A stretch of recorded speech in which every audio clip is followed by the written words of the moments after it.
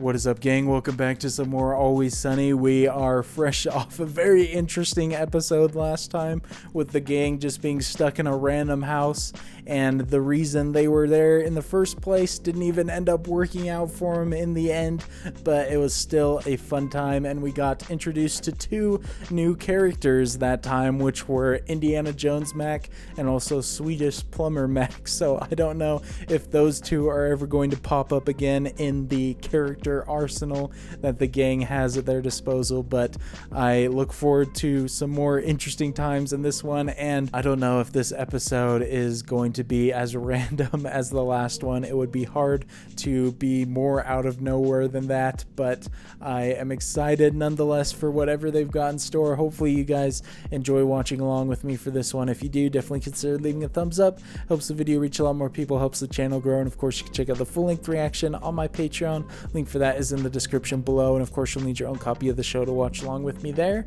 But without further ado, let's jump into episode 10. Bless me, Father, for I've sinned. It's been 1 week since my last confession. What is your confession? I'm fat. Dude, that might have set the record for the quickest intro now at this point. I love that that's his sin that he's confessing for, though. After COVID, I feel like we're all a little bit guilty of that one. I'm interested in the backstory of this, though. I didn't expect us to get some sort of reveal. I command thee to smite my friends. Calm down. Let's try and remain composed. I'm super pissed because my friends made me fat. How are his friends responsible, man? None of the gang is fat. Well, I mean, besides kind of Frank, but he hasn't changed drastically. A few weeks ago, we became more successful than we ever have before. I scored a load of fireworks. Out of my way, Frank. Not now, Frank. We're packed. Wait, what, man? We're looking at a normal Mac right here. Don't tell me he just got fat in a few weeks somehow. I just can't wrap my head around this. Were we doing anything different? Guys, we may have tipped. If you keep making the right decisions over time, eventually you become successful. Dude, it is so strange looking at him now after getting used to Fat Mac this season. I don't even know which version I like more now. And I keep a very clean bar every day, very tidy. All my funny jokes and stuff. I'm like the cute, funny waitress. Yeah, good-looking guy like myself. Oh my gosh, dude. All of them are completely wrong about their thoughts about why they're successful. We gotta keep doing what it is that we do. Yes. No matter how psychotically vain. Right. Or needy and pathetic. Oh my gosh, dude. Now just digging into all of them. They must have done something right, though. Let's go home and get a good night's sleep. But that sleep would never come, Father. Are you asleep? No. I had a great idea. Frank, I'm a successful man now. I need to maintain a certain level of excellence. Oh my gosh, dude. It's gone straight to Charlie's head. They're not used to any level of popularity. Flash cook a sandwich. Oh my God. A meat bomb. Blow it up. I mean, like, just take the thing.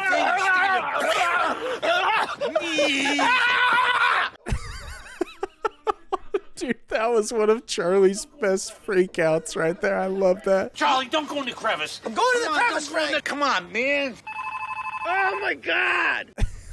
I love that his way of running away from Frank right there is just going farther into the couch. Hey, it's Mac. He wants to go rage. I don't care. I'm in the crevice. He's in the crevice. If you're in the crevice, there's no getting you out of there. You want to know all the key players and how success affected them, right? Well, I think your time could be better spent if you focus more on yourself. But I haven't done very much wrong. Oh my gosh, dude. I love it. This poor father is getting his time absolutely wasted. Dee's inflated ego about her comedy was keeping her from doing her job. Kids these days. Do you want to watch Kung Fu Excuse Panda me. on Blu-ray? Oh my God. We are still waiting on those beers. Yeah, I know. Right in the middle of the joke. D is so bad at comedy. It's ridiculous. The bar is packed, though. Gotta give him credit. Kids these days. If There's you so many could- more no, choices. don't try to There's so finish many more the joke. choices. I just want my Kung Fu margarita. I just want my Panda, margarita. I just Blu-ray, want my you know what? margarita. Okay. You're not getting your margarita. D is gonna ruin everything that they worked for. Company meeting in the bathroom, okay, you guys? Dennis, where are you, bud? Company meeting. No. What's going on in there? I'm bashing it. I'll come out. Oh, I saw a couple gray hairs. Oh my gosh, dude. What in the world, man? Dennis looks so ridiculous right here. Even more drastic than Matt gaining weight. If you didn't know me, you'd be like, oh, maybe that's Superman. no, you wouldn't. Everyone knows who Superman is, and they know it's not you. Success is starting to get to all of us. My gosh, dude. What the heck is happening? Let's just get back to work, man, and do what we do, okay? Back to work, everybody! I'm Charlie, and I'm in charge all of a sudden. Are you eating in there? Where did all of that food come from? And the fact that he's blaming his friends. I think the donuts have a bit to do with it. Frank kept coming up with plans, and they were not good. You want to do that to people? What is that? We'll go right ahead. Look at that. Look at the look on your face. Dude, how is that any sort of a plan, just hitting someone with a stick? How in the world did they attain any success? I put 2 extra stop signs so no cars can go. Frank, you're so dumb, my guy. Have you never heard of a 4-way stop? If anything, you've made this intersection safer. I need sleep. I'm a success now. I'm trying so hard not to tip. Ow! This is Don't the one we do should that have done. anymore. I have no idea where this story is going, but it definitely makes sense. It's being told by Mac because there's no end in sight and no real point. I got lost in the moment because I'm a natural storyteller. Anyway, I was really the only one who was handling the success with class. D interrupted me with some lazy plan. I'm very curious how they filmed this episode, though. Did they do this before Mac gained all the weight and then just added the fat Mac scenes later? Too cold, Yeah, too violent, not down there. too Oh, the whole thing. hungry. Just gonna sail around the United States is what it looks like. Probably want to avoid, like, this. That's a smart move right there. Man is just so used to one particular style of life and culture. You ready for this? We get ourselves replacements. They'll be the total embodiment of us in looks and personality. Let's tell Dennis. Okay, yeah. One more cross real quick. I can't wait to see that, though. Are they actually going to bring in some people like that? My God. Do I look foolish? What in God's name have you done to your face? Got a chemical peel. I was just trying to live up to all of your expectations of me. Dennis, dude, what in the world? This man is going overboard. I've achieved physical perfection. Nowhere else for me to go but down. It looks like you're wearing a mask of yourself. Not a nice mask of myself. Not a good one. Do you guys think that a normal mask of me would look good? Oh my God. Oh my, is this when Dennis starts to descend from his peak? I've never seen him like this before. I was lured into her very lazy, sinful avatar plan. I like what I'm seeing here. There's a set of dumbbells to your feet there. I'd like you to lift those and curl them. Don't do it in a normal way.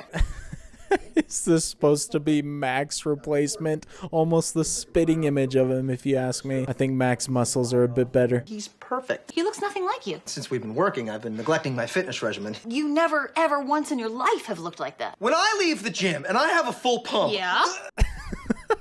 This is so great. His image of himself is just as skewed as Dennis and everyone else. Okay, let's wrap this up. So Charlie was working his ass off. The customers were getting just as frustrated as he was. Pressures of success were cracking both he and Dennis. Oh man, I would be losing it if I was him just listening to this story. This is probably the most frustrating confession he's ever had to be a part of. Hey, this drink tastes like bleach. Because I'm dipping them in bleach so that I can clean them faster. I don't have time to wash every single glass. I'm not drinking bleach. Then get out of my bar.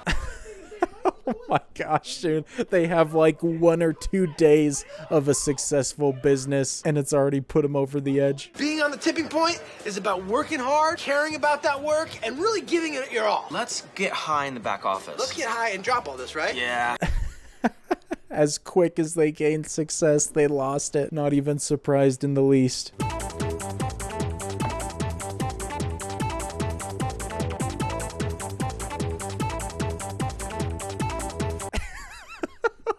What is this performance right here? Charlie's been good at dancing before. This is a new level. Dennis looks like he's enjoying the show, though. All you have to do is hold the pigeon. I blow it up. No, Frank, I'm not gonna help you detonate a pigeon. That would be terrible publicity for a young comedian. She's worried about the publicity. Frank is so adamant about blowing something up this episode. What's that? Music coming from Back the here? back. The hell are you dickbags doing back here? The bar's completely empty. Watch Charlie do his thing, and it's good, man. My gosh, they're so out of it. They're on a different planet right now. Mac's the best. Isn't he? I'm pro-abortion, so I'm probably going straight to hell. Oh, and I got fat. I'm much fatter than Mac. My gosh, this is definitely Mac's part of the story coming into play, his perspective. I'm not exactly sure how that conversation went, but I imagine it was along those lines. 6 weeks later, they dropped a bomb on me. Oh my gosh, here we go. This is such a roundabout way getting to his point. Hey, what's up? I did it. I'm as big as my avatar. Are we still doing that? No, we gave that plan up a really long time ago. That was like a million plans ago.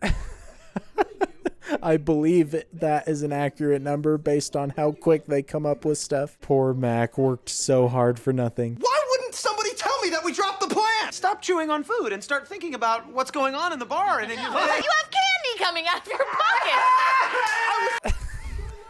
Oh my gosh, dude. Poor freaking Mac. Gonna be angrier than ever. And that's it. Now you understand. I understand none of it. Oh my gosh, man. I think I'm in the same boat. Could have told that in like 30 seconds. If I smite your friends and absolve you, will you leave? Yeah. You're absolved and your friends are smited. In the name of the Father, Son, and Holy Spirit. Jeez, dude. He still got his goal in the end. Just basically bullies people mentally into doing what he wants. I'll see you in 6 weeks. Oh, jeez, man. Well, that kind of was a random episode, but not quite in the same way as the last one. I wonder how long it's gonna be before we get Skinny Mac again. I've kind of grown attached to Fat Mac over this season. I mean, he said 6 weeks time frame, so maybe that's what it's going to take. I would assume, at least for the rest of this season, he's still going to be the same way, but you never know. I like how whenever somebody starts to tell a story or starts to get into a whole spiel with the gang, they always are so concerned that their time's going to be wasted or that their attention span is going to be gone in a matter of seconds. But yet whenever they tell stories to somebody else, they just drag it on for way too long, almost to the point of the other person being driven insane. And that was no different here. The father was just basically begging Mac to leave and end his story, but it was definitely entertaining finding out how his fatness, I guess, began, because it was definitely not the way that I could have ever imagined, but I thought it was a clever way of explaining why he was the only one who ballooned after season 6 out of the gang members. But in this episode, we also got some fantastic Charlie moments, especially his freak out on the bed and introducing the crevice, a new part of their apartment that I hadn't learned about before. But then Dennis was also in top form as well. I'm assuming that's as close as we'll get to a midlife crisis for him, although I feel like he could still go even farther down the rabbit hole of trying to improve his looks with extreme measures. But I have absolutely no idea what they're going to do with the last 3 episodes of the season coming up here, because the last 2 have been so out of nowhere with their plots and their storylines. But obviously still had a very fun time with them, and hopefully you guys enjoyed watching along as well. And if you did, definitely consider leaving a thumbs up. That helps a lot. And of course, you can check out the full-length reaction for it on my Patreon, link for that in the description below. But until the next episodes next time, I look forward to seeing you all later. Peace.